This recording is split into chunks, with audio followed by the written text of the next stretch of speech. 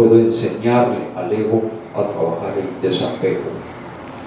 Puedo enseñarle al ego que acepte la realidad. Puedo enseñarle al ego que todo lo que él valora como lo máximo, debido a sus puntos ciegos, no son lo máximo. Hay muchas maneras de trascender el ego. Los mecanismos de defensa llegan a constituir estratégicamente parte de la estructura de nuestro carácter, determinando el estilo atencional de nuestras reacciones, llegando a desarrollar estilos neuróticos normales. Y encontramos en las personas a veces dificultad para fluir en una relación humana, porque esa persona ya tiene tantos mecanismos de defensa anquilosados en su actuación diaria que se vuelve muy difícil de tratar. Nunca acepta nada, siempre encuentra peros, siempre está quejándose de algo.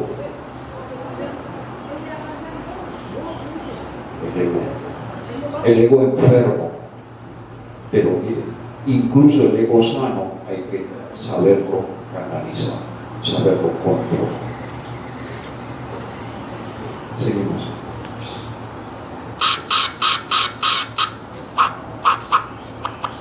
Esta es nuestra triste realidad, y cada una de esas líneas tienen como causa el ego mal manejado. El hambre, la pobreza. 5 millones de colombianos van a la cama sin comer. 34% de caleños desnutridos. 70 niños de menos de un año. 48 millones fracasan en un matrimonio, 48%, perdón, y el 40% repiten el fracaso, porque no saben mejorar su ego. Infancia de 4 de cada 10 niños con un solo progenitor, y muchos de ellos tienen un progenitor adolescente. 20% de los nacimientos son ilegítimos, 80% maltratados por padres, 1 millón de suicidios,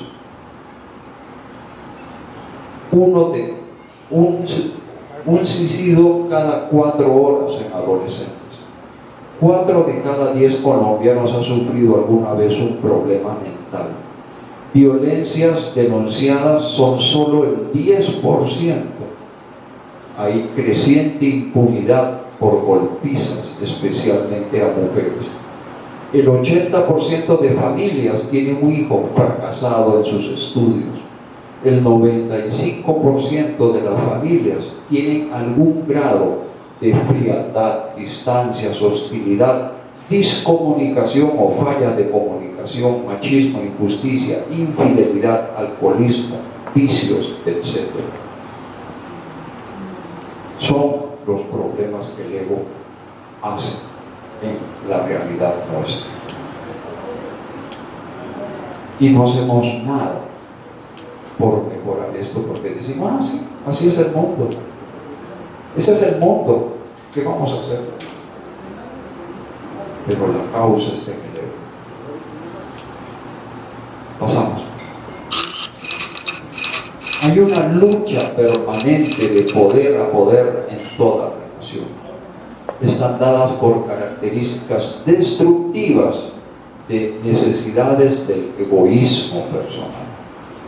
Uno siempre quiere tener la razón, ser el primero, de tener el mayor control de todo lo posible, de ser infalibles, de no admitir defectos, sentirnos amados por la mayoría, estar libre de conflictos y frustraciones, de manipular egoístamente, de culpar, no culparse, de hacer cambiar a los demás para nuestra conveniencia y fines, y de poseer, de dominar, de triunfar y de ganar. el ego. Si lo vemos con los ojos del ego, decimos, no, no me gusta esta charla, porque están hablando mal de mí. Por eso les pedí desde el comienzo, véanlo con los ojos del sí. La juventud egoica, 37% de la población es joven, 18% tiene hijos, 37% no tiene empleo. El 45% de los presos son jóvenes y el 42% de las presas. 1 de 3 jóvenes tuvieron embarazo. Empezaron relaciones a los 12 años. 47% beben alcohol, 40% se emborrachan en fiestas, 29% han consumido droga. Priman valores vivenciales, condicionados sin erradicar antivalores. Es una mezcla de antivalores, de mentir, de desgreño, de pereza, de ludicidad extrema, revuelto con valores como, por ejemplo, la familia. Primero la familia, pero la familia es egoica. Cuando Jesús de Nazaret decía, ama, una nueva ley os doy, ama. Ama a tu prójimo como a ti mismo, no dijo ama a tu prójimo de tu familia y a los demás que se lo comen tigre, no, es amar en general. Pero el humano de esta sociedad dice, no, yo primero amo a mi familia y a nadie más. Entonces eso es un reflejo egoico, totalmente razonable, porque cada quien debe de proveer a su familia primero, pero eso no quiere decir que deje de amar a los demás. El dinero, el 70% dice que es el valor más importante, y nos apegamos al dinero y sufrimos por dinero. El estudio está muy por debajo, 17% cree que es el valor más importante, y el trabajo sigue menos, el 5%. Para el 82%, el éxito en la vida depende de dinero, inteligencia, personalidad, estudios y trabajo. ¿Pero qué es el éxito? Einstein decía, la grandeza del hombre no se mide con el éxito. Kit Pampelé era un hombre de éxito en su época. Mire dónde está. Tantos artistas que fueron de éxito terminaron como Héctor Lavoe, metido en la droga.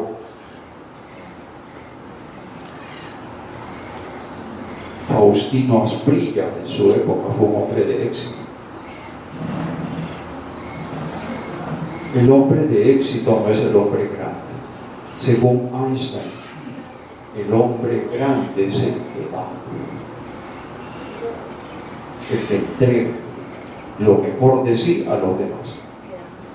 No es el que, como hombre de éxito, recibe de los demás y da poquito, da muy poquito. ¿Quién recibe y recibe? Ese es el hombre de éxito. El que gana mucho y da poco. ¿Por qué? Porque eso es el ego. Al ego no le gusta dar, pero sí que le gusta recibir.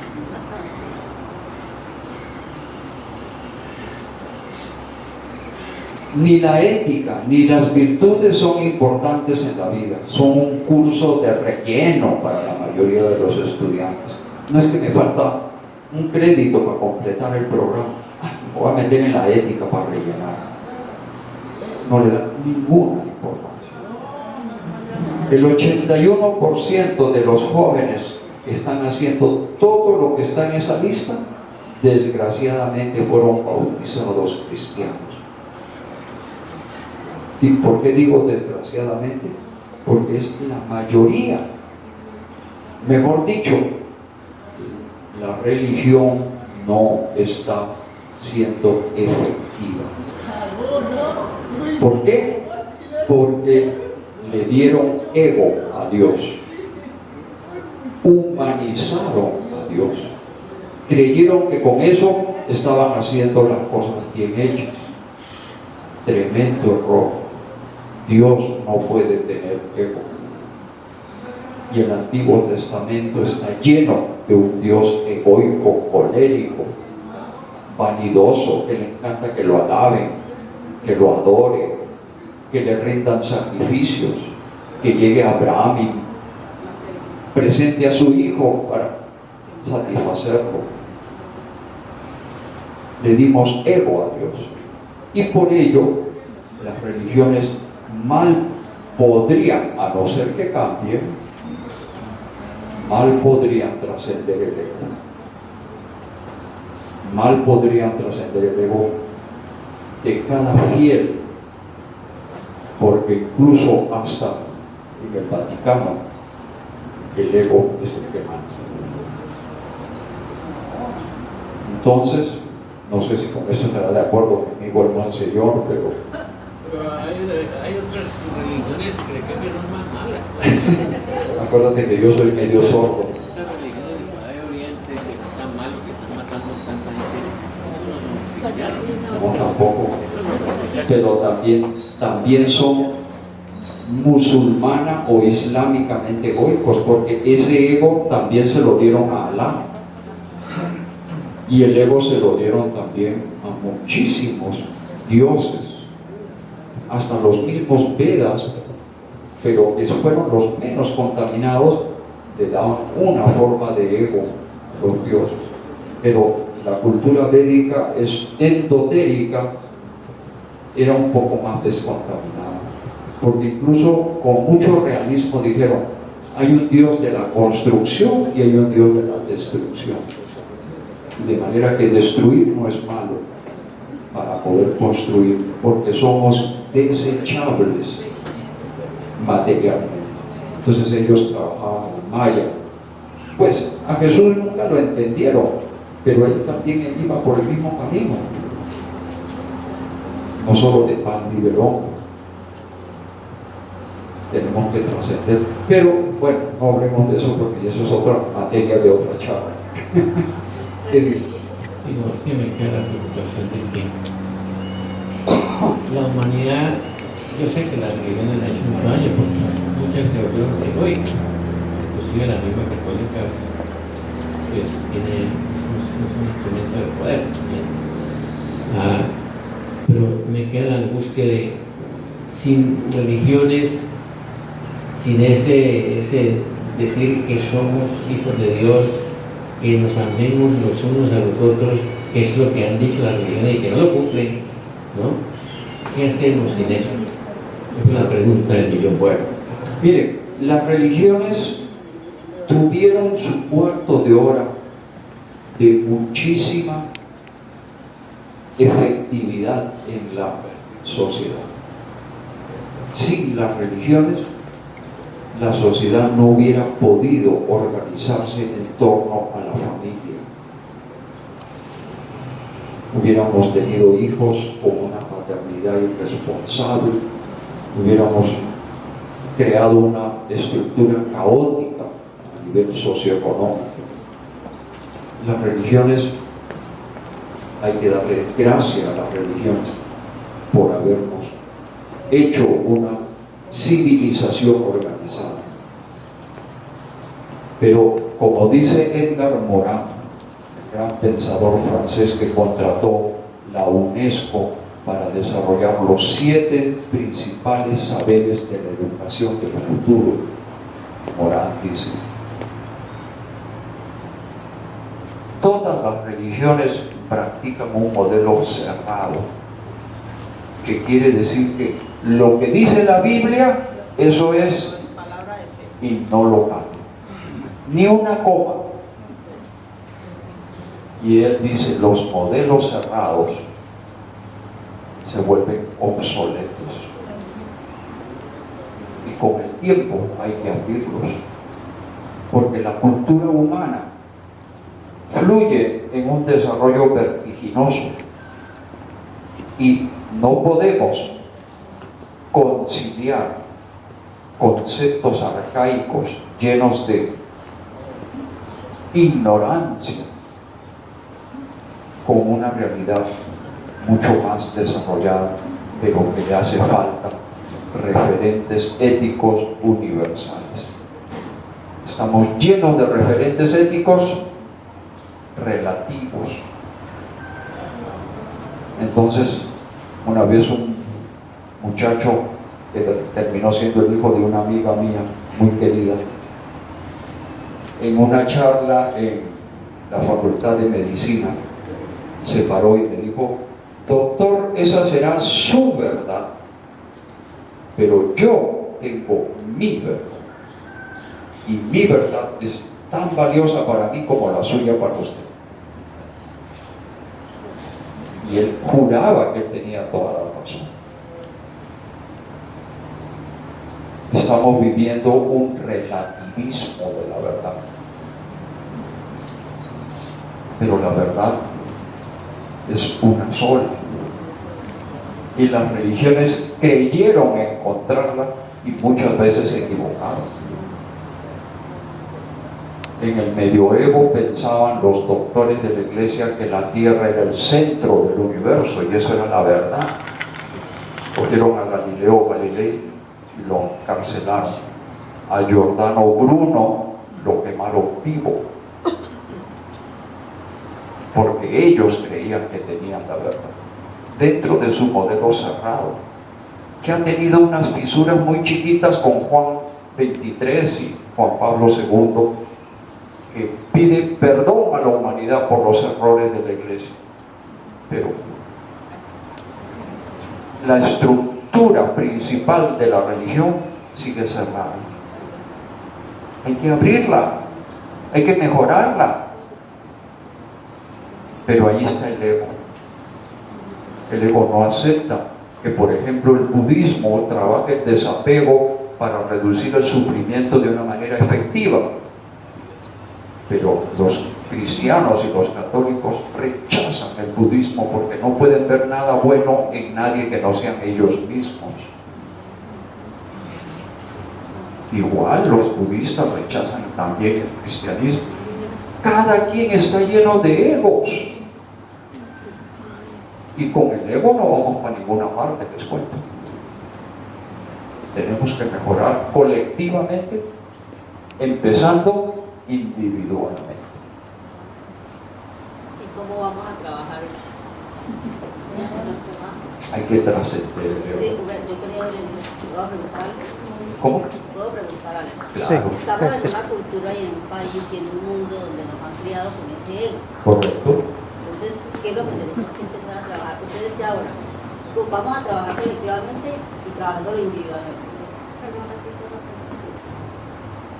Sí, digo yo que estamos en una cultura y en un mundo y en una sociedad donde nos han levantado con ese ego, nuestros padres, nuestros ancestros, nuestros pasados. Entonces vamos a trabajar en nosotros mismos, sí, yo entiendo eso, colectivamente pero individualmente, porque todo empieza por mí. Si yo quiero una paz en el mundo y una tranquilidad, primero me la voy a dar yo. Ahí está el ego también trabajando. Claro. Porque empieza a decir uno, bueno, yo quiero estar tranquilo, y lo demás, ¿qué?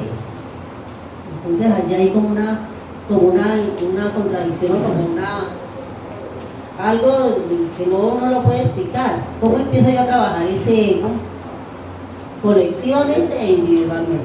Bueno, ¿cómo se llama usted? Sonia.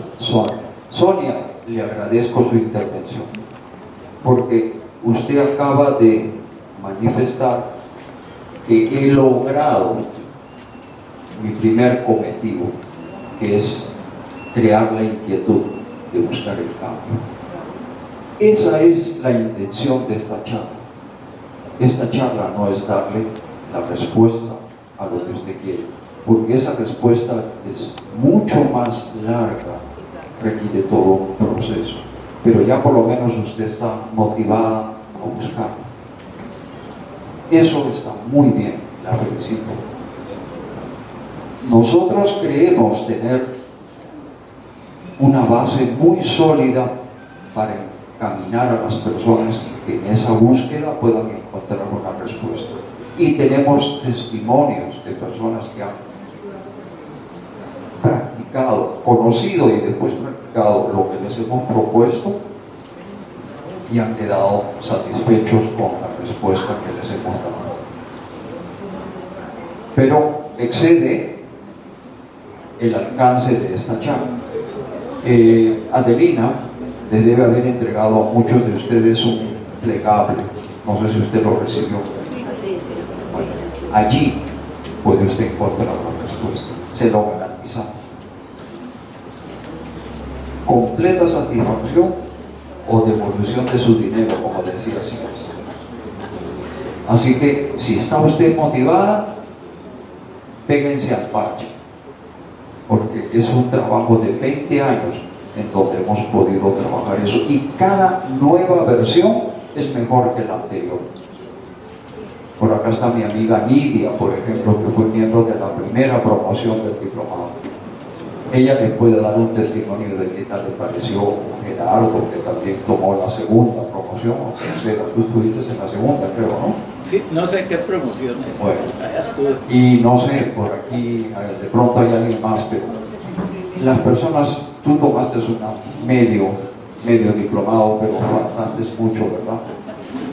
Y así podemos encontrar otras personas, pero las personas que tomaron el diplomado, si lo tomaron completo, podrían decir que ahí está la respuesta. ¿Ok? Bueno, pasamos a la siguiente.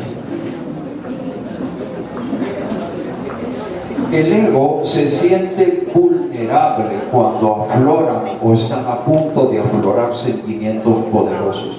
El ego puede distorsionar por razones muy diversas sentimientos tan esenciales como el amor, el deseo, los celos, la mortificación, el dolor y el duelo, así como el odio, el rechazo y la rabia, por citar algunos de los estados emocionales que, según Ana Freud, acompañan los deseos sexuales y los impulsos agresivos. Ana Freud es hija de Sigmund Freud. El ego, en su intento de controlarlos, los transforma usando los mecanismos de defensa. A medida que el autoengaño se vuelve consciente, el ego súbitamente calla, o cambia de tema, o estalla emocionalmente, indicando la existencia de una laguna por puntos ciegos. Hay que detectar las defensas del ego para salir del autoengaño.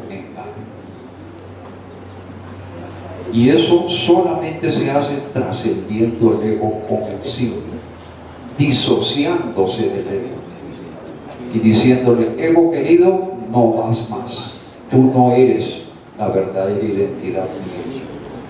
Tú eres algo muy preciado que yo tengo, igual que el cuerpo. Hay que decirle al cuerpo: tú no eres el yo. Yo no soy ni el cuerpo ni el ego. Yo soy sí, y no confundo lo que tengo con lo que soy. De manera que yo tengo un ego y lo amo. Yo tengo un cuerpo y lo amo, pero yo no soy ni ego ni cuerpo. Por ahí empezamos. Bueno, seguimos.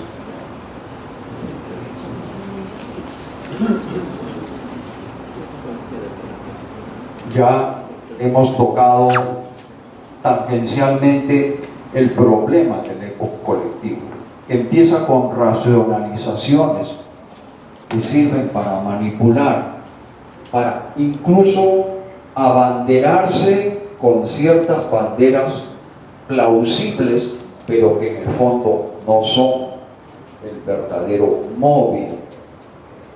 Por ejemplo, reivindicación de causas justas. ¿Acaso así no comenzó la guerrilla colombiana? ¿Y hoy en día qué son? Y todavía hay algunos que todavía enarbolan esa bandera dentro de la guerrilla. Pero no, eso es un ego colectivo. Coherencia lógica para su credibilidad. ¿Cuántos padres de la patria en el proceso 8000 eran coherentes cuando dictaban sus clases en la universidad. Pero decían una cosa y hacían por debajo de puerta otra. Y hasta se les pasaba un elefante por la espalda y no se daban cuenta. Pero eran coherentes colectivamente, elocuentes ante el público. Oportunas maniobras de legitimación legal, convincente atracción explotando antivalores existentes, guerra emocional sucia contra sus enemigos. Se aprovecha de la inmadurez del ego de los liderados, sus puntos ciegos, la resonancia armónica con sus sombras del dolor individual. Se presenta como la salvación ante la sociedad, contamina la visión, la misión que se comparta y se proyecta en políticas, en estrategias y en gestiones. Incluso en muchas de esas nuevas ideologías neo-nueva era, en donde uno va y le dicen, vean, aquí con un toque mágico le vamos a despertar los 12 puntos ocultos de su ADN y usted va a volverse espiritualmente perfecto. O habrán otros que digan, aprenda a meditar y con la iluminación usted no necesita más. Usted se ilumina y hasta el propio Ken Wilber dice que con la iluminación uno encuentra que es Dios, que vuelve a ser parte de Dios. Con todo respeto a Ken Wilber, que también es mi maestro para muchas cosas, no estoy de acuerdo. Porque a uno se le acaba la iluminación del momento cumbre de la meditación y vuelve y aterriza como común y silvestre mortal, con todos sus problemas, con todas sus limitaciones, con todos sus defectos. De pronto como una energía como para mejorarlos, pero está muy lejos de ser Dios. Entonces, se colectiviza el ego en todos estos movimientos, incluso, como digo, en estos pseudo movimientos espirituales. Hay que tener cuidado. Yo tuve alumnos en mi diplomado que venían de ese movimiento y cuando vieron que la cosa era en serio y muy a fondo y que no habían risas y que no había abracitos bonitos que me pedían, ay no, es que yo he estado en otras cosas espirituales donde todos nos abrazamos rico y donde yo salgo pero feliz. Qué pena, pero esto no es así. Terminaron yéndose. Por ejemplo. ¿Y tú qué lograste con 2 viajes a la India? Además de gastarse 7 millones de pesos. Que yo cuando salí del aeropuerto en la segunda, al regresar, dije, me iluminé y voy a hacer las paces con mi mamá. Eso fue lo que logró y está feliz esa muchacha. Me dijo, bien pudo haber pagado el doble de eso, pero ahora estoy en paz con mi mamá. Muy bien, pero esa persona carece de una estructura integral. Eso lo acabas de hacer. Me prestas esa palabra. Integral. Eso es lo que necesitamos. ¿Ok? Muy bien. Seguimos.